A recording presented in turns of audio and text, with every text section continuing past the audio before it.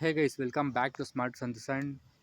Today I have made I booked a loss nearly 5k because of my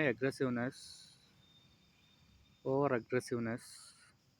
Today I have chosen the stock called Hindalco.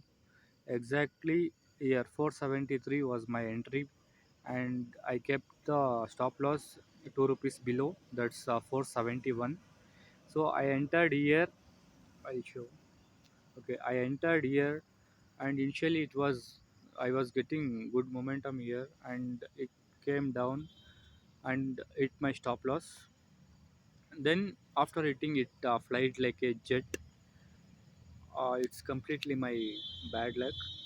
So because of this, I made some small loss. I'll show my loss.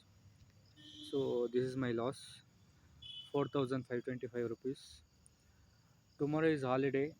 Day after tomorrow, again I'll trade in the same stock. I hope I'll made a profit again. We'll see. Thank you guys. From day after tomorrow onwards, I'll be making daily one video. Thank you very much, guys.